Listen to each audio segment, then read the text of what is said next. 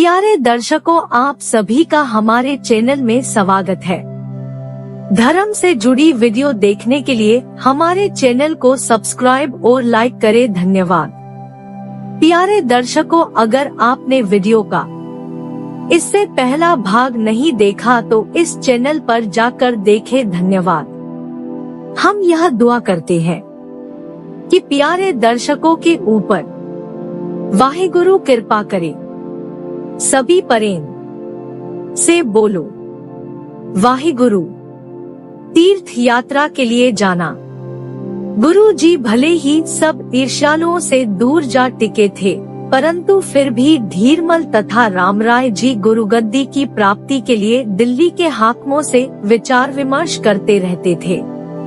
जब गुरु जी को इस बात का पता लगा कि इन गुरुगद्दी के लोभियों के मन से अभी ईर्ष्या की आग नहीं बुझी, तो आप जी ने तीर्थ यात्रा करने का विचार बना लिया। आपने विचार किया कि इस यात्रा से एक तो तीर्थों का स्नान तथा गुरु घर का प्रचार करने का अवसर मिल जाएगा, दूसरे इन शरीकों से दूर चले जाने से यह सुख प्रतीत करेंगे। इसलिए कुछ समय के लिए यहाँ से चले जाना ही अच्छा है।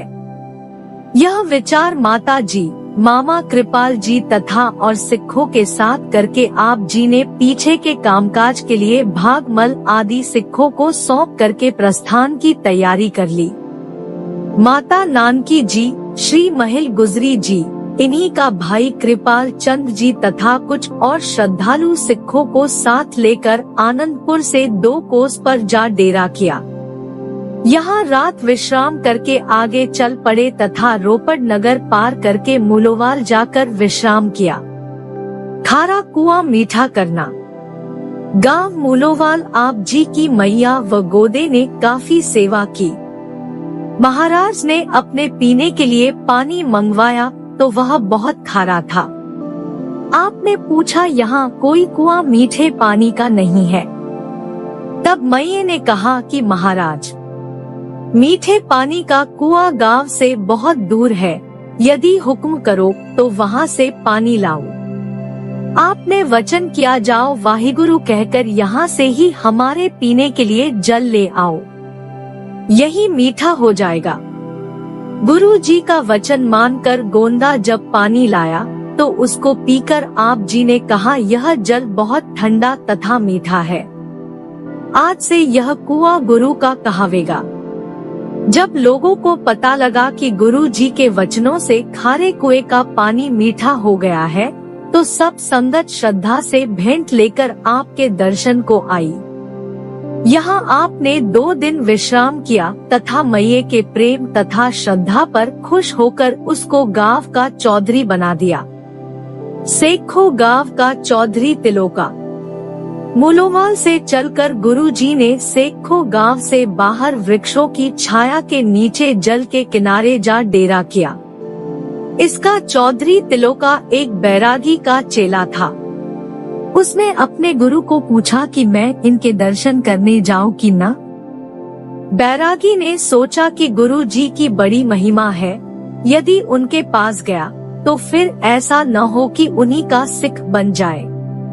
फिर इसको देखकर मेरे और चेले भी मुझे छोड़ जाएंगे, इसलिए इसको उनके पास नहीं जाने दिया जाए। यह विचार करके बैरागी ने कहा कि दूसरे मत वालों को मिलना ठीक नहीं है, तुम उनको मिलने न जाओ। दूसरे दिन कुछ आदमी गुरु जी के पास बैठे थे कि अचानक एक दिन चौधरी तिलोका जवंदा भी उधर चला गया, परंतु गुरु जी को बैठे देखकर पीछे लौट गया। आपने पूछा, यह कौन था जो हमको देखकर तुरंत पीछे लौट गया है? गांव वालों ने बताया कि महाराज, यह जवंदा चौधरी तिलोका था। यह 22 गांव का सरदार है। आप उसको बहुत अहंकारी देखकर वचन किया, न कोई 22 तथा न कोई 23 ही रहेगा, न यह सरदार रहेगा और न इसके पास सरदारी ही रहेगी। सो समय के साथ गुरु जी का वचन सत्य हुआ। तिलोके चौधरी का सब चौधरपन जाता रहा। हडियाए नगर बुखार रोग दूर किया। सेखे से चलकर गुरुजी हडियाए नगर से बाहर बरगद के वृक्ष के नीचे आ ठहरे। उस समय उस गांव का एक बीमार आदमी लेटा हुआ था।